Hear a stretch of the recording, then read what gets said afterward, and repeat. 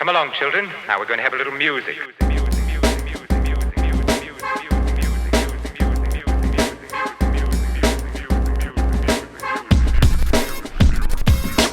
What is up, guys? Welcome to First Cut. This is our recap and review of Season 3 of The Legend of Korra. I'm here with Mr. Dwain Burke in the house. What is up, man? Hey, how's it going? Thanks for having me back. It's always great to come and talk movies with you guys, and now we get to talk about something else that I also really love and appreciate. So thanks for having me. Oh, dude, I'm so excited. Season 3 is obviously a blast. I think seasons 3 and 4 are the best. I love all 4 seasons of Korra, but I feel like seasons 3 and 4 truly hit something special. I love having this rotating guest thing that I've been doing so far, and having you on to talk about this and to geek out about season 3.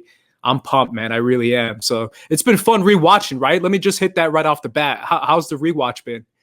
Yeah, so I initially did a Avatar: The Last Airbender rewatch when it got released earlier in the year, and then when I heard about Korra, I was like, okay. And then I rewatched Avatar again leading up to Korra, and then I just finished my rewatch of Korra last week. Yeah, it was like last week or the week before.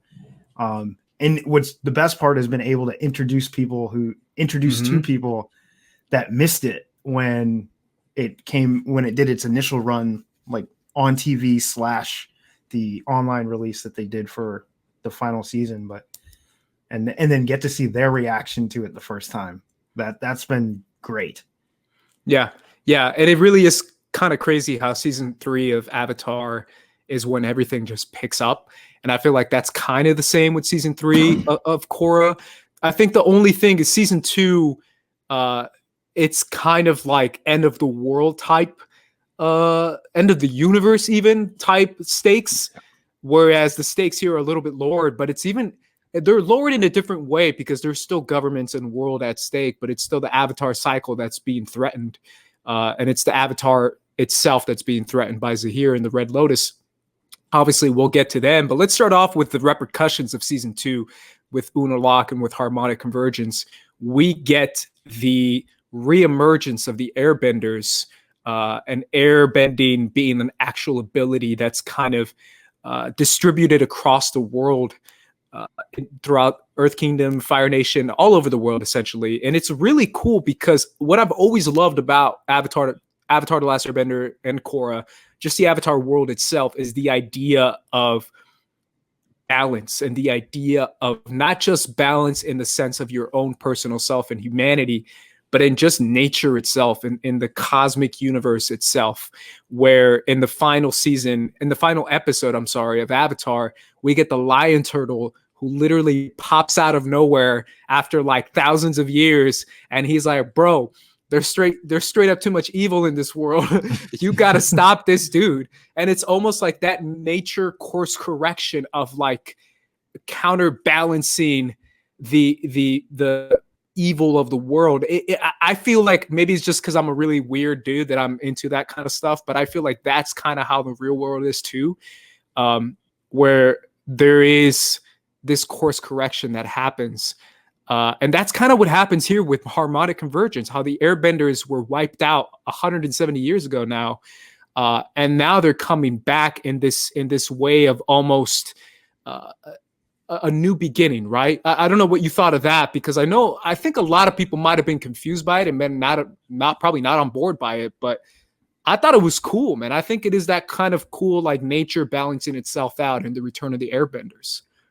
That's actually one of like the things I think was the most important, and also that they literally opened the season with the consequences of, season 2, like what changed in the world. Like they literally opened with Boomy finding out that he's an airbender. It's the first thing that happens.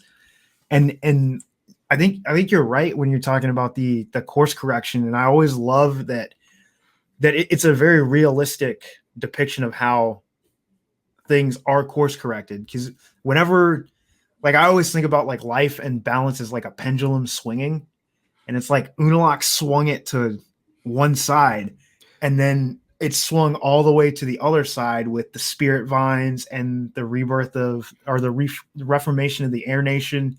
And everyone is like expected it to be instantly settled in the middle, and it's like, no, you got to wait for it to swing back and kind of like work itself out. Like things don't just automatically go from one extreme back to the middle. Like it's going to swing both ways. Yeah, and it's also that generational thing too, right? It's very Star Warsy, actually. The more I think about a lot of Korra and Avatar stuff is very Star Warsy. It's also the idea of a generation picking up where another generation left off. I'm specifically referring to Aang, right? Where Tenzin starts to tear up, I believe, in the second episode or at the end of episode 1. And he starts to say, if only Aang were here to see this, he would have been so happy. This is all he ever wanted, was the return of the Airbenders. And he didn't get it. He passed away before he saw the next generation pick it up, which is obviously Jinora, essentially, because it's not even Tenzin, because Tenzin is the extension of Aang, but it's Jinora and her generation that picks it up. And eventually we get Opal and all these new Airbenders pop up, and they're able to carry on the legacy of Aang and the Air Nomads. It's super cool. I thought it was a really cool idea.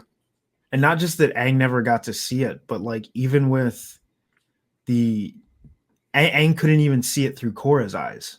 Like, there's, because she no longer had that connection. Like he literally did not get to see it in any way, shape, or form of what happened with the world and what he was able to do with it. Yeah. It's that idea of legacy, and it's that idea of your extension and your bloodline being the one to take up the mantle, right? I mean, the idea of Tenzin and his bloodline now taking up the mantle. Obviously, we'll get to the Beifongs, but we see what happened to the Beifongs and her legacy. Toph being, the greatest earthbender in the world, and her 2 daughters kind of taking over the world, essentially, and with their power and with their mental capacity in their family, specifically Su Yin. I'm a gush about Su Yin every moment I get the chance.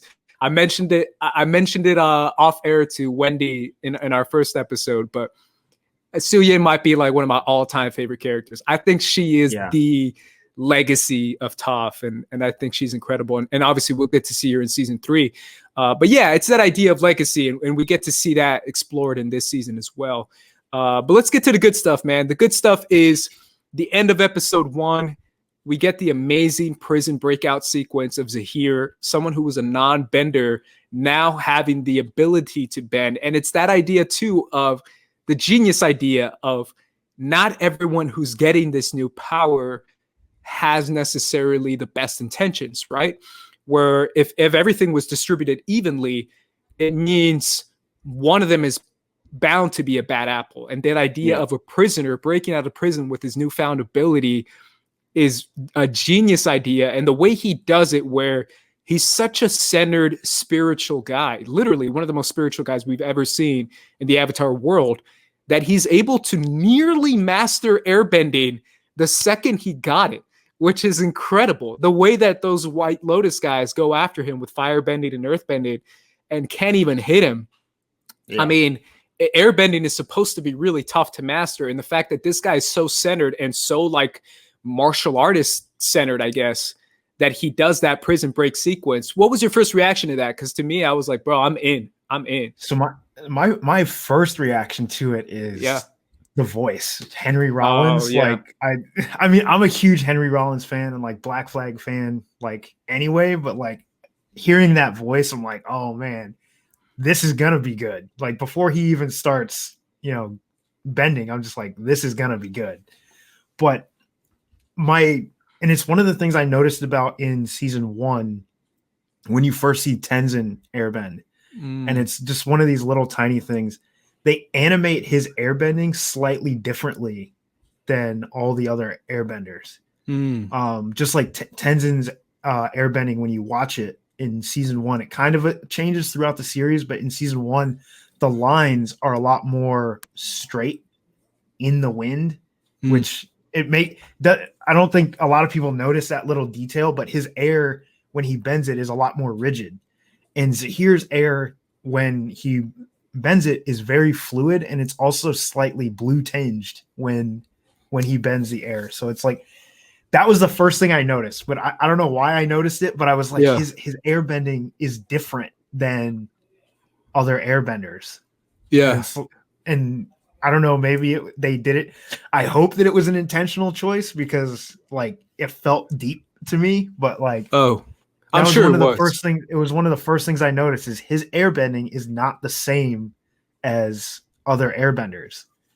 Yeah, it's incredible, right? Because they will do those kind of details. I'm sure they will, and I'm sure they did too. So yeah, we get the escape of Zaheer, and then in episode 2, we get more prison break sequences. Oh yeah, We get Gazan and Pali. It ends with not Pali. I'm sorry. That's no, episode 4. Minghua.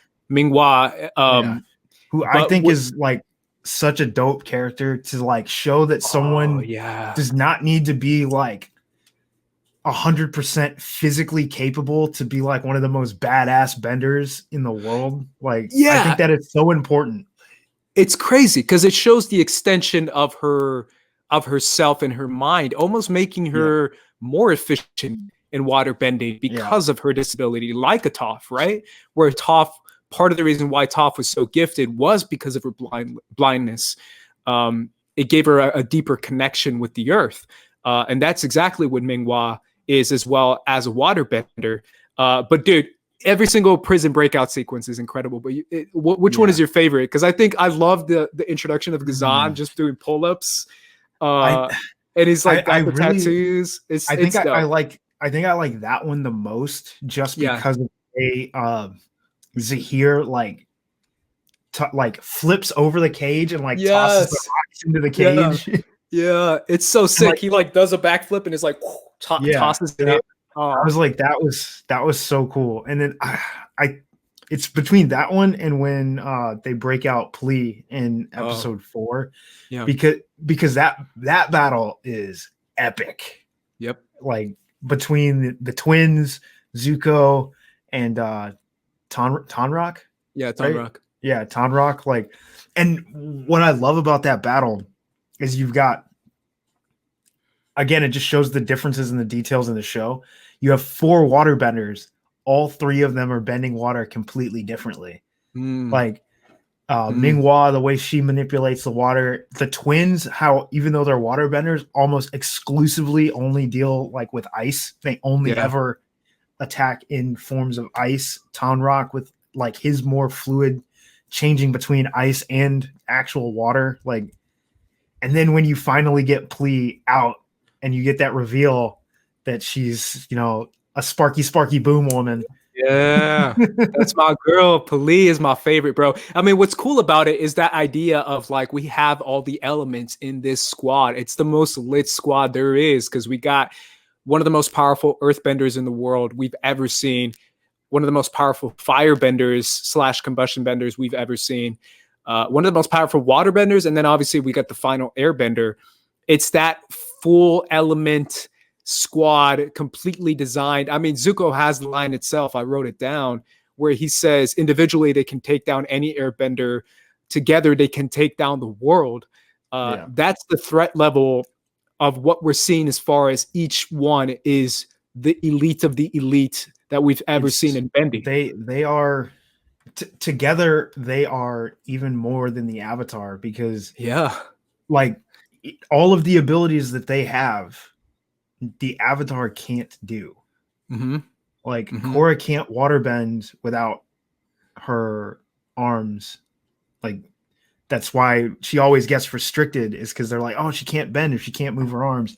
She can't combustion bend. She can't lava bend. Like, but all of them have still the basic bending skills, I guess, if you will. Like even Pli shows that she can firebend like a beast when she firebends a dragon's fire. That was incredible, right? Like the fact that she uses that as fuel and she's able to block it so easily, because you would assume, like, I was thinking about it because I rewatched that episode before coming in, and I was like, that's a dragon. Like any firebender would be dead. I'm talking like any firebender would be dead if they had that dragon blast. It's got to be like a 10-ton blast coming at you. And she's able to wipe it away and use it as fuel for her combustion bending, which again, like, she's like, I haven't been this warm in 13 years. And I'm like, oh, here we go. Halee's my favorite by far. She's my girl, man. She's my number one. She's my number. She's my waifu in this one. And I think you can feel me on this one. Can we just get a shout out for Short Kings getting the tall guy or the tall girl? Yeah. I love the fact that Zaheer is like so. There's such a difference in stature. Between it's the huge. Two of them. It's a massive difference. Yep. Yeah, I loved. I tweeted about that a couple weeks ago. The way they're holding hands and he's just like looking up at her. I was like, that's clutch, bro. That's vibes right there, man. But yeah, to me, combustion bending is one of the most exclusive, right? You can count the number of people who can blood bend, count the number of people who can lava bend. But I feel like combustion bending might even be the most exclusive of exclusive. Like not a lot of people have it. I think combustion bending and lava bending are probably the two. The two, because I think they're only shown on screen, both of them, by two people. Yeah. That's true. And then even metal, like lava bending is more rare in the show now than metal bending. Yeah. Because they say like something like 1 in 50 earthbenders can bend metal is what they finally reveal, but it's like I think he said 1 in 100. Bolin said that, right? Yeah, something like that. But there's only two people that have ever been shown to lava bend. So yeah, and the combustion bending is like a different level because it's like a bomb blowing up in your face. So it has not just fire, but it has the G-force. It has the literal force that will kill you through a concussive force. And that idea of combining it with fire, it's like someone throwing like a ton of C4 at your face. You're gonna die. Like if you ever get a clean shot, have you noticed like she never nails a completely clean shot because if she did, they would be dead immediately. Same with Combustion Man in the first one. Sparky Boom Man. He never nailed a clean shot, and that's why he was like the #1 assassin in the world too. Because it's like one shot and you're dead, and everyone would be like, "Where'd that explosion come from?" It just came out of nowhere. But the fact that she can curve it makes her even more like of a problem. Where it's like, bro, it's almost on the fact that she's able to keep people at bay and keep all the metal benders at bay. Metal benders that in season 4 we see that are some of the most powerful metal benders in the world. And that she's able to keep all of them at bay is like already like one of the most powerful benders we've ever seen, just believe. But we have to get to the Red Lotus and the idea of the Red Lotus, how they came about as this counterbalance to the White Lotus, obviously. And it's that idea of they wanted to have complete equality, complete freedom for everyone in the world, where they don't believe in governments, they don't believe in institutions and hierarchies and systems at all. And we get that epic moment of the Earth Queen, who frankly, honestly deserved to die. Sorry, Earth Queen, but that's just my opinion. But it leads to that moment where we get one of the most gruesome deaths we've ever seen. Probably the only death we've ever seen, official death in the Avatar world. But that's the crazy thing about this season is they killed so many people on screen. Oh yeah, they all died. Like I was thinking about it. I was like, the entire Red Lotus, spoilers for anyone who's watching this, but dies. They sort of die. And they do it on screen, which is wild. For a kid show. Because Mako electrocutes Ming-Hua to death. Gazan kills himself. Pali freaking Su Yin comes in with the most epic kill of all time. I'm not even tripping. Like blows up her head. Yeah, that was wild. Like literally pops her head like a watermelon. I want to talk about that later because I think that's one of my most important moments of this season is the ramifications of that death. Oh yeah, but to me, well, I want to get to that because to me, the entire motive of the Red Lotus is to make this complete, what they consider to be chaos or anarchy. No systems, no government. Kill the Earth Queen. One of the most epic lines by Zaheer when he says, "You forgot one thing. I don't believe in queens," and then he just starts to take her breath away. It was incredible.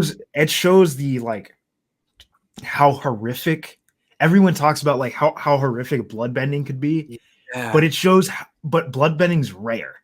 There's airbenders everywhere and it shows how horrific blood like airbending could be if people weren't like air nomads and have that like belief.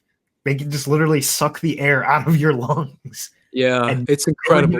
It's like, whoa, to see, because we'd never seen someone use airbending in such a like vicious manner. Yeah, that like it was like, oh, ooh, it was incredible. I loved it. Like it was shocking every second of it. But this was the true power of airbending. Yeah, and it's one of those things where after Zaheer does that, it's interesting because he does the hands-off approach where he says, I'm not even going to tell you my name. I'm not a leader. I'm not someone who's going to put my beliefs onto you. All I'm going to do is take away the current systems that are in the world. And he tells Korra when he's in the spirit world and he's meditating, he tells her, he says, I want to remove corrupt governments and corrupt systems that are in place to put down other people. I forget the words he says, but he says it in a way where you're just like, oh, I want that too. Yeah. Like that makes sense, right? I'm kind of with this guy. Yeah. And like talk to me about that. And I remember the idea of Zaheer's motive. I think his motive, or I should say his intentions are pure. Sure. I would say. Yeah. But it's the methods that kind of come into question. But are they really, that it's when you get into that argument of like when someone wants true equality, like and they go after everyone equally. Yeah. Are like that's where it kind of gets kind of questionable. But like even when he talks about the origin of the Red Lotus, it's like we used to be the White Lotus, but the White Lotus became, what he saw as corrupt because they no longer were there to control the Avatar or guide the Avatar or be the balance in the world to the Avatar. They were there to babysit and be bodyguards and start to govern. And that's where he's like, that's where we no longer connected. Well, we talked about it. I talked about it with Wendy in the first episode of this in season 1, where if you really think about it, the Avatar is ultimate power in this world where they're given the ability to basically put their beliefs onto other people due to the Avatar state, due to this enormous power that they were given. They're essentially a god on Earth, right? That's essentially what Avatar even means. They're a deity in this planet. And they're there to inflict their control and their rule however they see fit. And I mentioned Kyoshi, but Kyoshi is a perfect example. Roku is a perfect example where they're inflicting their beliefs onto other people. They're the ultimate god. And Zaheer's entire motive is to tear down each system. But at the finale, we see that his final motive is to tear down the Avatar because Avatar represents the ultimate power. And he wants to take away that power because it isn't equal and it isn't distributed equally because the Avatar is ultimate power. And it's an interesting thought because in a way you're like, that's true. No one elected Korra. No one chose her to lead the world. No one said that she had to do something, where it's like, yeah, that isn't necessarily the way it's supposed to be. And you start to see Zaheer's point a bit more when it comes to the Avatar. Yeah, he's a more reasonable Thanos almost is like the way it feels like he wants equality, but he's a little bit more reasonable. He's not about wiping out half the world. Yeah, where the problem with Zaheer is that he doesn't see people. He sees power. He sees institutions. He sees system, right? Where he doesn't see a Tonraq, where he doesn't see a leader like a Tonraq, for example, where he would probably kill Tonraq just off the bat, just because he is a world leader, without even negotiating or speaking to Tonraq, considering that maybe a Tonraq isn't like the Earth Queen, who is corrupt and who is all about stealing from her people and, putting people down and increasing poverty in her country. He simply wants to take away the power however he sees fit.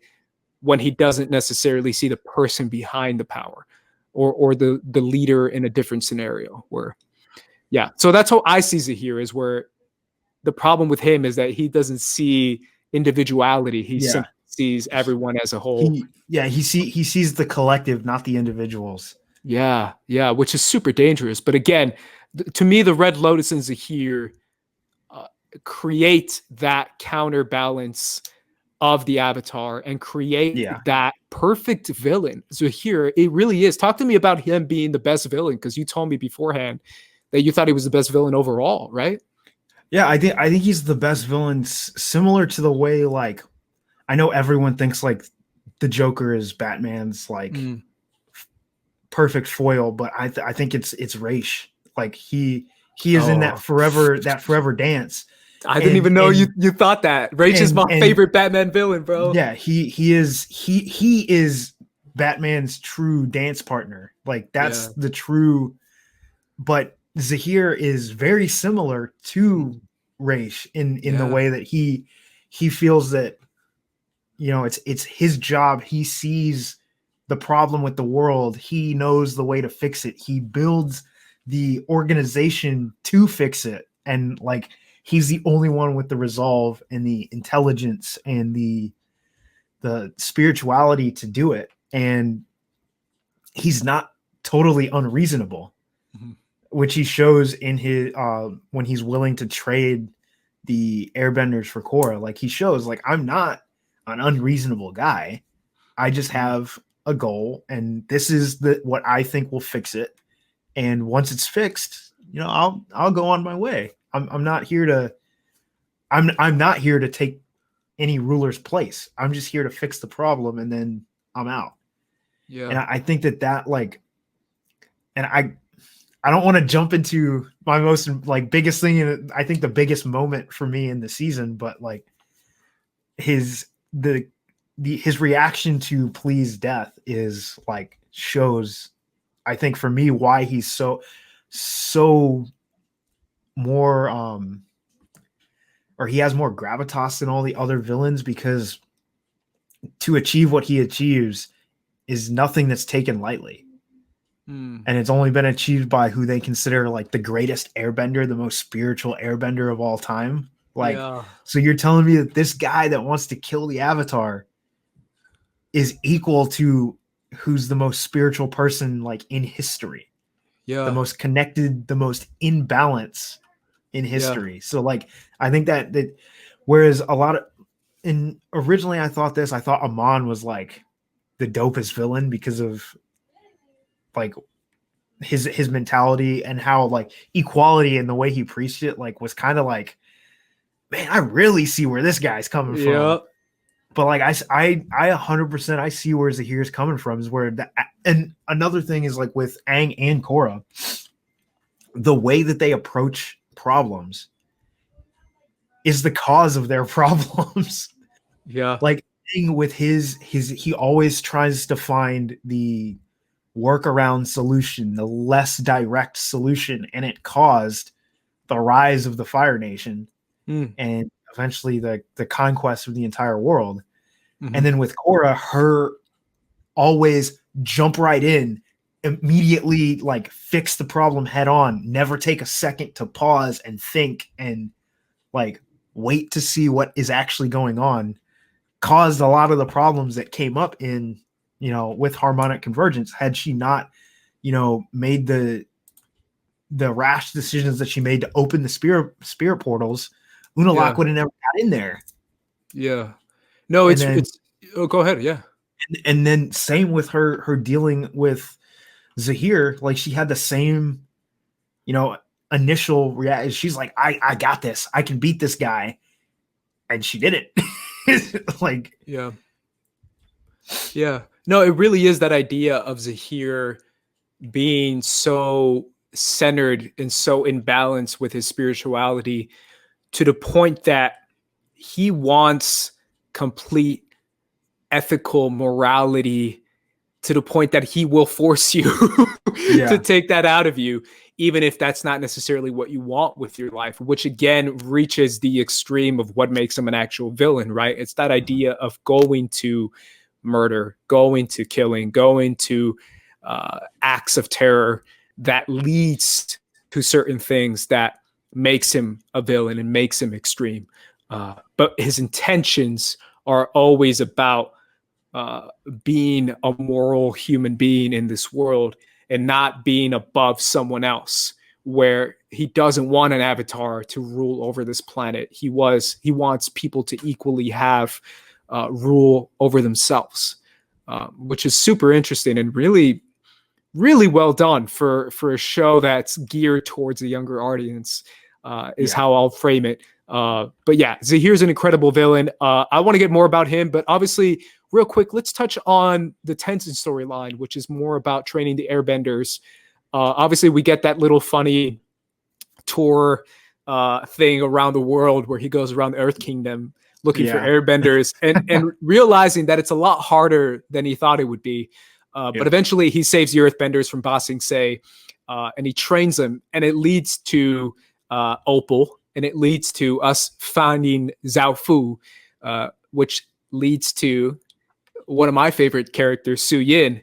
But it's that idea of Tenzin discovering his purpose when it comes to training, and we find Milo and Jinora discovering themselves as well. Let me just give Milo a shout. He's my favorite Airbender. I love Milo. Like he's so like wild, but he's almost I would say he's almost the Sokka of the not because Sokka's like I know Sokka's not a bender, but the way Milo is he's like that comedic foil, but he's also not as dumb as he like initially comes off as. Like he's actually very smart and very capable.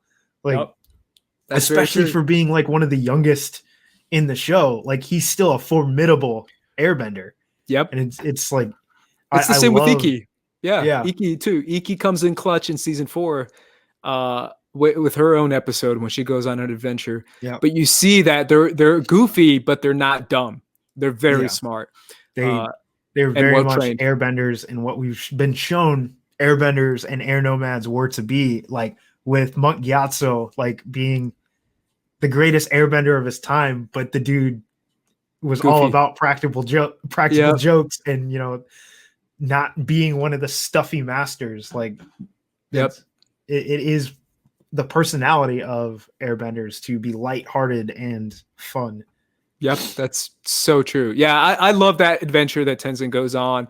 Him and Bumi kind of trying to figure each other out and trying to see what style of teaching works better. That obstacle course stuff is hysterical to me. One of my favorite moments is the idea of the guy where Tenzin is shaving the guy's head. And he's like, the other guy's like, I don't want to shave my head. And he's like, that's fine, you don't have to. And he's like, the other guy's like, shaving your head is a personal choice. Yeah, the other guy's like, what? You just shaved my head. But that's one of my favorite moments. But then it comes back to save him, and and he's like, everybody should shave their head. Yep. Yeah, I love that episode. It's where it's called The Original Airbenders, and it's all about the flying bison, who are one of the best creatures in Avatar, in my opinion, in the Avatar world, if not the best. I'm super partial to Naga and the polar bear dog, but flying bison are like clutch, dude. Obviously, Appa spoiled us in Avatar, but they even come in clutch in Korra too, with Juicy, with Pepper, with Lefty. They're all, I love them all. So yeah, they're adorable. Yeah, I liked that we got more of them in the show. So it's not you're not left to only having one sky bison. But I think that was dope. I think I might be partial to Naga as well. I love Naga. Naga's like has a personal connection to me personally, because Naga looks like my dog. And I was going to name my dog Naga once we got her because of Korra. And my mom was like, nah, let's think of something that's a little more catchy. And I was like, Korra. So my dog is named Korra because of the Legend of Korra. Oh, that's awesome. So yeah, that's my dog's name, but it looks literally just like Naga. She's all white and she's got that little fluffy tail that bounces. She's amazing. But yeah, let's jump to real quick to Zaofu before we get to the finale of this season, because I want to jump over there and then finally to our favorite moments. But Zaofu introduces us to Su Yin, and Zaofu represents a city. Obviously, it's the metal city. It's the most protected city in the world. It's the most powerful city in the world, frankly. But it introduces us to progress in this world, right? Where Su Yin believes in progressiveness, in diversity, in showing off your skills in art and sport and whatever it is that you want to do. And she shows herself to be a prodigy, a thinker, a builder. She built the entire city on her own, literally through metal bending, which makes her one of the most powerful metal benders we've ever seen. But it's that idea of taking everything Toph learned and went through in Avatar and amplifying that times 10 with Su Yin. Because I feel like Lin represents that stubborn classic Toph, but Su Yin represents this other side of Toph where it comes to innovation, right? I think that's the best word to describe it, where metal bending originated from being innovative. That's how Toph even came up with the idea of trying to metal bend. But what did you think of Zaofu and the metal bending clan? Because it's one of my favorites. I mean, my initial impression was it's like her daughters got like each got a half of Toph. Yeah, you know, it's like because it's the Lin is the like lessons that Toph tried to like teach Aang when she was initially teaching him how to earthbend, is like you can't go around the problem. Sometimes you just got to go through it. You got to face it. You got to stand in front of it. And Su Yin is her more like what got her to run away from home, and you know what had her do the pro bending competitions. Like it was her freedom and her desire to be more than what she was, which is, you know, just a little blind rich girl. Like that it was fun to see the competing. It's almost like you got to see the war within Toph, like between her daughters, basically, is how she balanced her own personality was the way her daughters like battled each other. Yeah. I love Su Yin, and I love her grace and her power and her leadership within her own family and in her own city. She comes up clutch in season 4. She comes up clutch in this season with, again, the best kill I've ever seen. I mean, not just that, but also when we get to the finale, like she comes in clutch.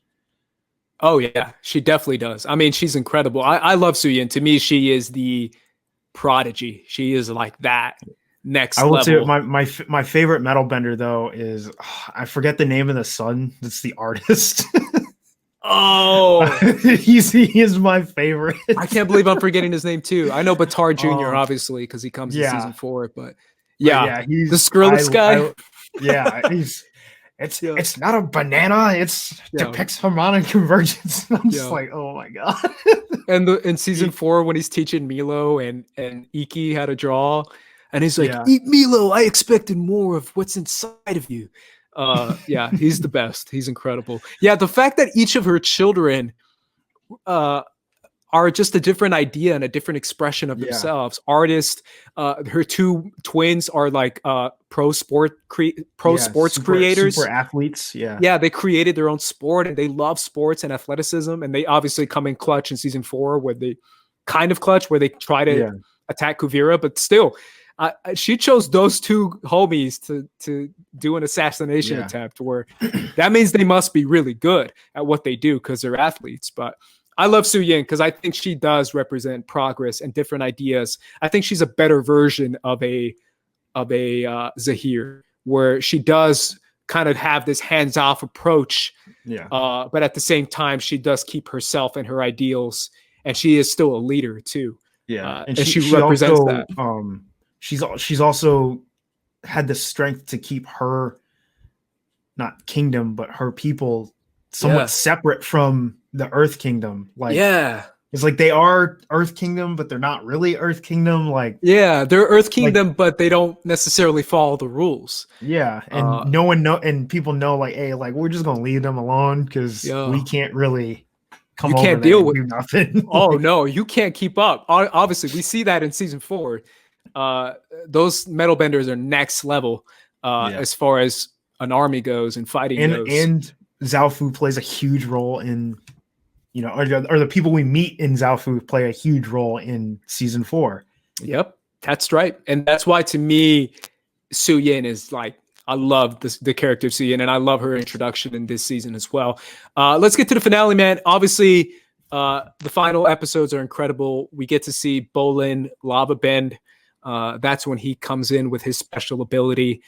We get to see the amazing fight sequences of Gazan and Minghua taking on the Fire Ferrets, the original Fire Ferrets. Yeah. And we get to see Tenzin show off his airbending mastery, where he takes on Zaheer head on and basically beats the guy. I know there's a debate going around, but I don't think it's a debate, man. I think Tenzin's above it, bro. I think Tenzin is so powerful that I think he can beat Zaheer one-on-one. I think he has the ability. Yeah. I don't think he has the viciousness. I think that's where Zaheer will get him. Is Zaheer won't hesitate. That's true. Where Tenzin will hesitate and Zaheer will take advantage of that. But I think is in pure skill, Tenzin beats him 10 out of 10 times. Like, yeah, because as natural as Zaheer may be, Tenzin's been doing it his entire life. Yeah. Well, speaking of Killer Instinct, Su Yin, when she metal bends her armor right into Poli's head as she's blowing it up and basically pops her head like a balloon, and it gives Zaheer that amazing moment and that amazing quote, frankly. I'm going to pull it up right now because I don't have it memorized. Yeah, where he recites the poem from where he says, let go your earthly tether, enter the void, empty, and become wind. And then he unlocks the airbending special ability. We've seen it with lightning bending, with fire bending. We've seen it with blood bending and water bending. We've seen it with metal bending and earth bending. We've never seen an air bending special ability, and it's freaking flight. I was like, yo. in the fact that he does it and he just like you're almost in a moment you're thinking like, yo, is this dude like about to kill himself on screen? Yeah. And he just takes that step back off the cliff. And then they look down and it's like, oh, damn. This dude's got it like that. Yeah. And the way he flies by the blimp. The airship, and Gazan's like, well, I guess he doesn't need a ride. Yeah. But the way he's going so fast, you're like, oh, he's literally like a Superman type flight. Like, this is powerful. It's not gliding like we've seen the airbenders do prior, where they need the glider in order to make it work. It's all him, pure flight. Yeah, it's incredible, man. And obviously, to me, the idea of it itself, I have to give so much credit to the writers because it's genius. The idea of an airbender unlocking the ultimate ability of flight is that extension of it, right? It makes so much sense. I was like, oh my God, that's perfect. This is literally the best thing that could happen. And it leads to that finale where he faces off against Korra in this amazing epic flight sequence through the valley and throwing rocks and throwing air, wind at her, and fighting the poison that's inside of her. That entire finale, man. And that fight sequence is very reminiscent of Aang and it is Ozai. Like it's very, very similar, but it's almost like Korra's on the opposite side of, or actually it's more of like Aang, I guess, would be on the opposite side of, now the evil guy is an airbender, not the hero. And it's like, wow, the parallels of the fight is like so like full circle. It's all about bringing balance to the series almost, or the entire franchise, I guess. Yeah, and it's that idea too. I love the way he chose to go about it with the poison. and with her being strapped in, and he was like, "You'll go into the Avatar state and you'll die through the poison." He just slightly underestimated the Avatar state, that it's so freaking powerful, and obviously that comes back in season 4 when he talks about how it's literally ultimate power and it's unlimited power, that the Avatar state can do anything. And he talks about that in season 4. But yeah, man, I love this season. I love how it ends. I love Gazan, Minghua, Pili, every single one of those characters, and the when they go out, it truly is an amazing, deeper and more adult, I don't know, version of the Avatar world. I think that's what we got in season 3.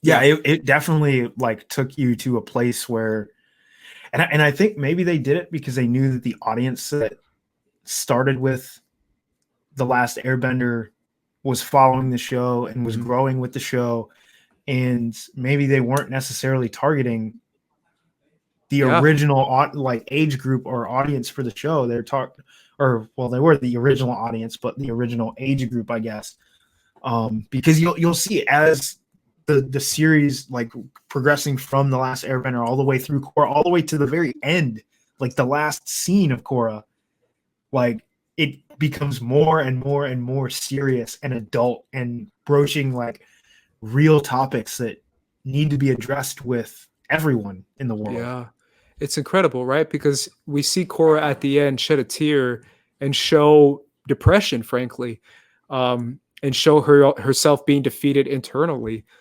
Which again comes up more in season 4, but this is all themes, like you said, man, like this is stuff that people will talk about on a daily basis now, stuff that has to be addressed. And the fact that this all-powerful being is dealing with that with the character of Korra is just even more of an impressive feat in this entire season. An incredible, tight, action-packed, funny, detailed, beautiful animation, just everything all around. Season 3 just hits it on a different level. I really feel like it does. Let's go to our, absolutely. Let's go to our favorite moments, man.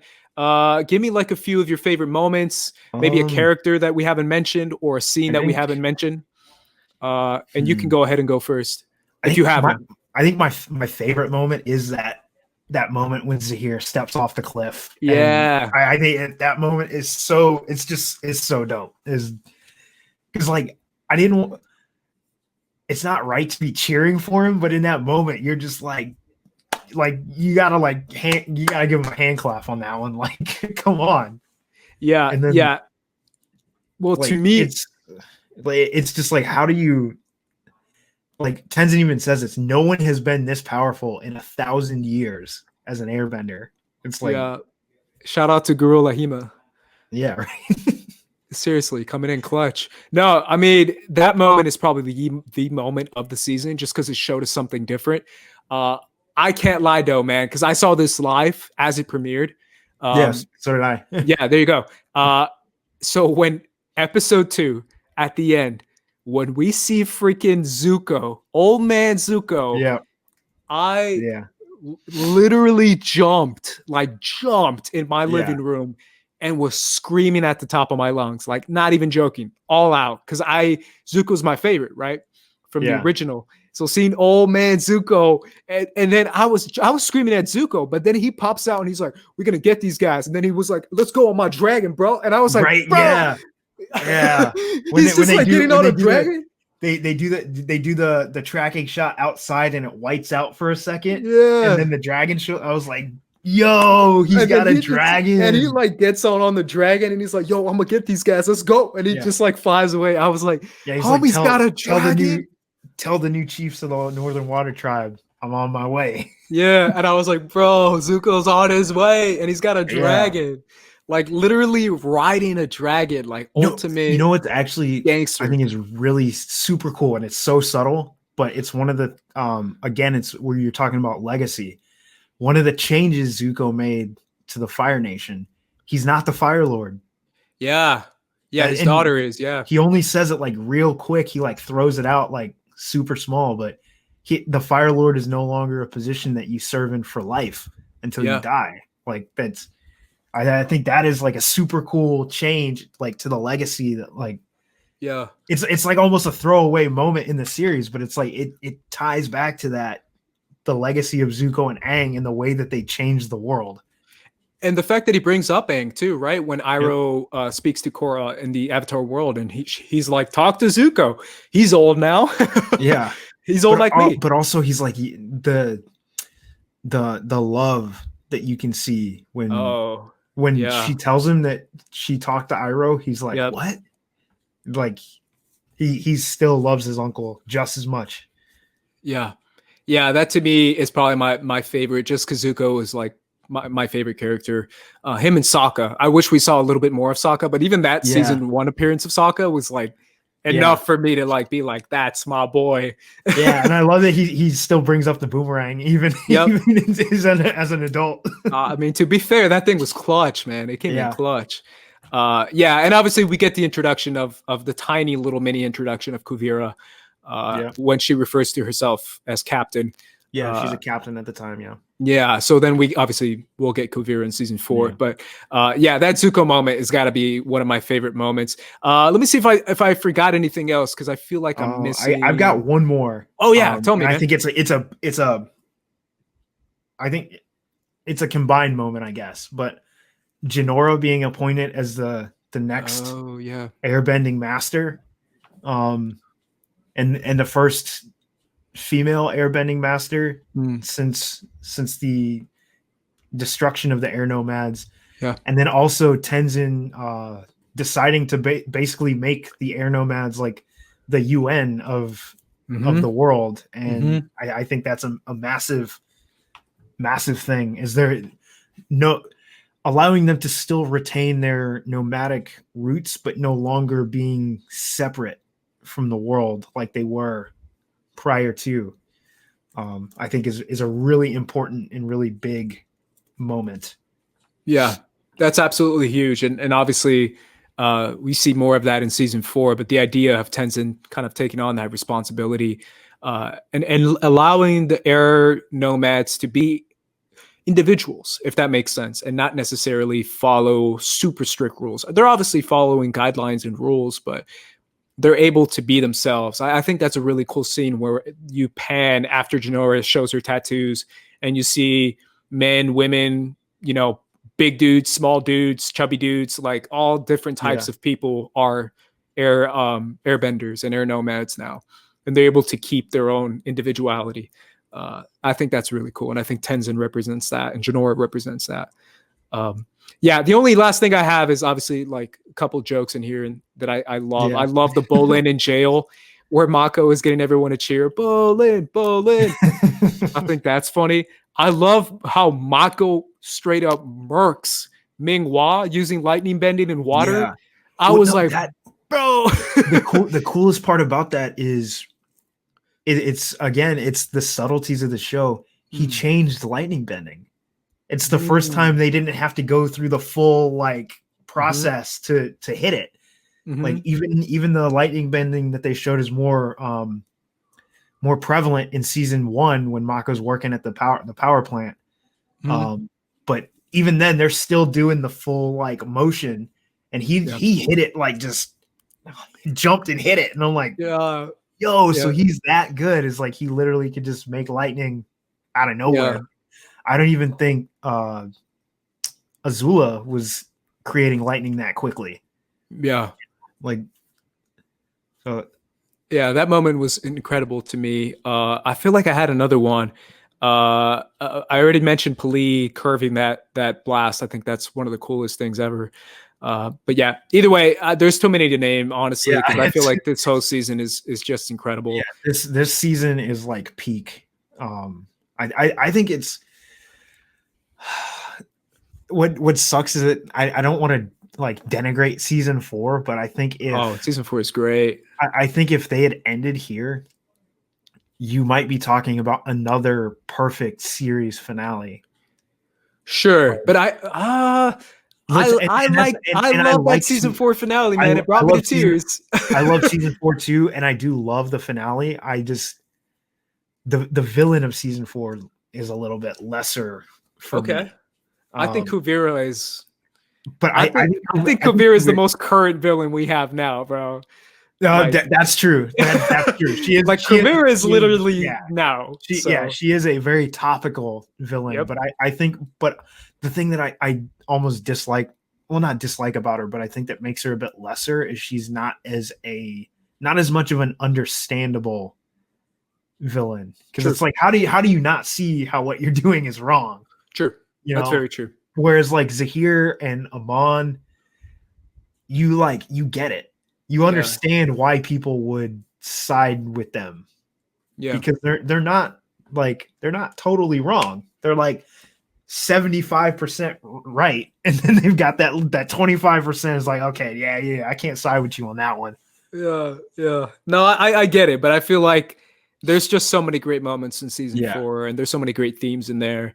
Don't get me wrong. That's why I was like, I don't want to denigrate season 4, but I think it's like, because I think the last Airbenders series finale is a perfect. It's perfect. Finale. I think that finale is perfect. Yes, and I think this finale, had it been the series finale, we'd be talking about another perfect series finale. I can argue for season 4 finale though. I won't right now. Obviously, I'll do it in season 4. But I do think season 4 is good. We're talking about like a 9.5 and a 10. Like that's what we're talking about here. I do not think season 4 is a slouch by any means. I remembered my moment, by the way. A shout out to another clutch player in the game, and that's Asami. Asami, with that Stranded in the Desert episode, and she comes up and she rebuilds the entire ship, and then she was able to build a sandbender ship as well. Yeah, I think Asami is that underrated, like all-timer GOAT Avatar characters. I really do feel like she's up there when it comes to her genius, her martial arts ability, her kindness, her sensibility, just everything all around her. Asami is like top notch. No, absolutely. Love her. She is a like powerhouse character that that from the second she's on screen, you're like, oh wow, okay. I get it. Yeah. I get it. Baysami, bro. Baysami. Yeah. Shout out to Baysami. Alrighty, guys. That was our recap, obviously, of season 3 of Legend of Korra. Let us know what you think of season 3 in the comments down below. Dwain, thank you so much for joining me, man. Where can the good people find you? Thanks for having me. You can find me pretty much everywhere: Twitter, Instagram, Patreon, YouTube, anywhere you need to find me at Burke Made. It's the same everywhere. PlayStation Network, Twitch. If you anywhere you want to find me, it's at Burke Made. There you go. Again, man, thank you, man. I really do appreciate you coming on. This was a lot of fun. Geeking out about Zaheer in season 3. This was fun, man. Oh, absolutely. I love getting to talk about my favorite season and who I think is the best villain. Yeah. I will ride season. I think I've watched season 3 specifically like 9 or 10 times. Yeah, he's great, man. And obviously this was a lot of fun. So, alrighty, guys, for the First Cut crew, we're peacing out. Peace out, guys. This ain't funny, so don't you dare laugh.